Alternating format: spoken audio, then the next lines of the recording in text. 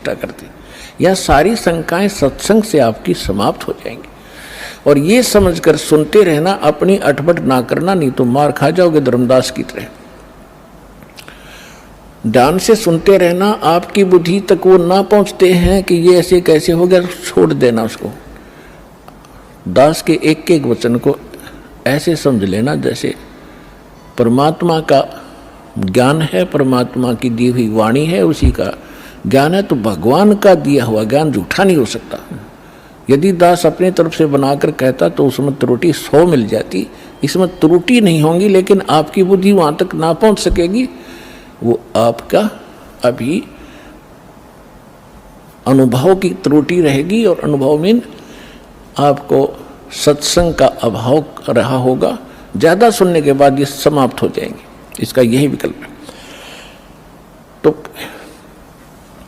इसको श्राप लगा हुआ 1 लाख जीव मानव शरीरधारी प्राणियों के खाने का। अब यहाँ शंका उत्पन्न होगी कि भगवान ने इसको ये श्राप क्यों दे दिया, ताकि हमें खा रहा है। ये ना श्राप लगाता तो ये हमें ना खाता। नहीं, अगर परमात्मा इसका या मरोड़ी नहीं लगाता तो ये आपको मनुष्य जीवन भी नहीं देता,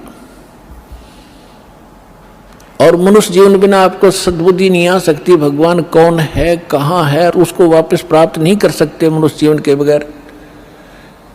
ये तो आपको तो दुखी करना ही करना था। जैसे एक मानव शरीर को छोड़कर जितने भी प्राणी हैं, क्या हालत है उनकी। जंगल में देखो, शेर किसी के पीछे भाग रहा है, चीता किसी के पीछे भाग रहा है, कोई किसी को खा रहा है, सांप मेंढक को खा रहा है, मेंढक को मनुष्य खा रहे।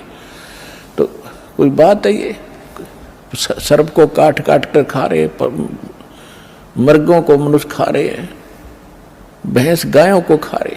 तो ये तो उसमें क्या हालत होती है आपकी।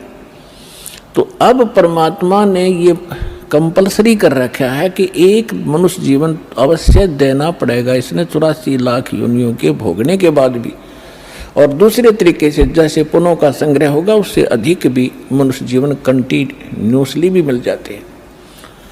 तो दास जो कहने जा रहा है, जो आज का विषय है, एक विशेष रहेगा आपके लिए, और परमात्मा पाने के लिए आपके लिए एक विशेष प्रेरणा बनेगी, और सत्यता भी एक अत्यधिक सामने आएगी। वैसे तो आ ही रही है।